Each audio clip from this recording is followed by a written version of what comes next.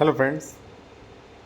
Friends, कई मामलों में देखा जाता है कि विक्रेता जो है वो गलत तरीके से आपको ज़मीन बेच देते हैं। ठीक है, कई मामलों में और कई प्रकार की जो है धोखाधड़ी होती है।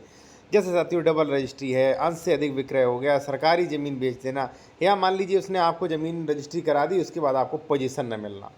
तो आप उससे एक एफिडेविट रजिस्ट्री में ही मेंशन होगा, वो रजिस्ट्री में ही वो जो है ऐड होगा, वो शपथ पत्र। ठीक है, वो आप ले सकते हो, जिससे अगर कोई भी दिक्कत होती है तो विक्रेता को पूरा पैसा ब्याज सहित आपको देना हो। ठीक है, चलिए कैसी भाषा लिखे वो मैं आपको समझाता हूँ पूरा। एक चीज़ मैं आपसे और कहूँगा, यदि आप कोई बेहतर कानूनी सलाह लेना चाहते हैं, आप उत्तर प्रदेश में प्रॉपर्टी खरीद रहे हो और डॉक्यूमेंट्स वेरिफिकेशन करवाना है कि ये ज़मीन विवादित तो नहीं है, सरकारी तो नहीं है, डबल रजिस्ट्री तो नहीं है, ठीक है, तो आप करवा सकते हो। कॉन्टैक्ट नंबर वीडियो के डिस्क्रिप्शन में दिया गया है। देखिए साथियों, यहाँ पर एक चीज़ और है।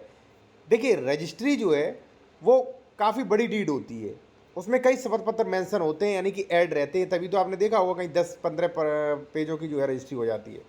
अब एक चीज़ और कई लोग गलती कर रहे हैं, मेरे पास कई लोग कॉल्स आ रहे हैं कि भाई आप अपनी रजिस्ट्री में इसका शपथ पत्र और दीजिए 89, 82, 89 सबसेक्शन 3, 90, 98, 99 का उल्लंघन नहीं किया।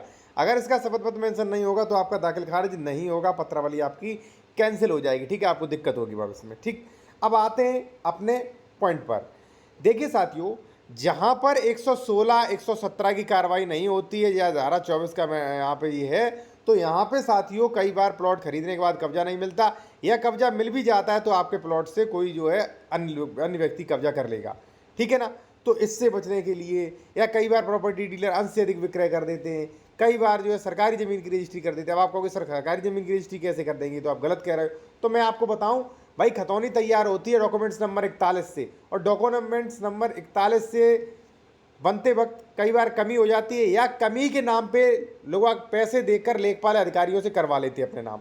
ठीक है, फिर बाद में आपने देखा होगा 8 साल बाद बुलडोजर चल रहा, किसी के 10 साल बाद, वो यही काम होता है। ठीक है ना, अब देखिए क्या करें, यहाँ पे आप लिखें यहाँ पे कि उक्त विकृत प्लॉट में जमीन के बाबत कोई विक्रेता झंझट निकले, या कोई व्यक्ति दावा व उजागर पैदा करे, या कोई भार बरामद हो, कुछ देना पड़े या कुछ खर्च करना पड़े, किसी व्यक्ति या वस्तु की दावेदारी से या किसी अन्य कारण से उक्त प्लॉट की जमीन, विक्रय प्लॉट की जमीन कुल या जुज द्वितीय पक्ष से निकल जावे, तो उस सब की संपूर्ण जिम्मेदारी प्रथम पक्ष की होगी, यानी कि विक्रेता की होगी। द्वितीय पक्ष अपने मूल का कुल रुपया मैं हर्जाना जो है वो मैं सूद के जो है वो प्राप्त कर लेगा। ये शपथ पत्र आप जरूर लगाइए।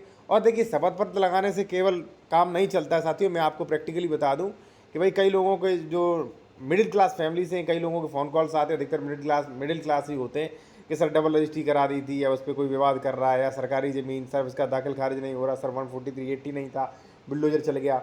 ठीक है, या मान लीजिए इस पर कोई लोन था, तो ऐसी तमाम समस्या आती। तो इससे पहले मैं आपसे यही कहूँगा कि भाई आप डॉक्यूमेंट्स वेरिफिकेशन जरूर करवाएं अपने एडवोकेट से, वो भी समय दे के। ठीक है, और दूसरी बात, अब आप सोच रहे होंगे कहाँ करवाएं, तो आप मेरे द्वारा भी आप चेक करवा सकते हैं अपने डॉक्यूमेंट्स। ठीक है, कॉन्टैक्ट नंबर वीडियो के डिस्क्रिप्शन में दिया गया है, क्योंकि डॉक्यूमेंट्स वगैरह सारी चीज़ें ऑनलाइन है, बस उसमें प्रविष्टियाँ देखना आना चाहिए, क्योंकि किस किस सेक्शन का क्या मतलब है, कौन सा सेक्शन होना चाहिए। ठीक है जी। और मैं एक चीज़ आपको और बता दूं साथियों, कि इसके साथ इसका भी आप जो है वो लगवाएं। और मान लीजिए मैंने आपको बताया कि डॉक्यूमेंट्स कौन कौन से चेक करें, क्या क्या वेरिफिकेशन करें, इस पर काफ़ी वीडियो पहले बना जा चुके हैं, आप देख सकते हैं हमारे चैनल पेज पे, आपको काफ़ी मिल जाएगा। ठीक है जी।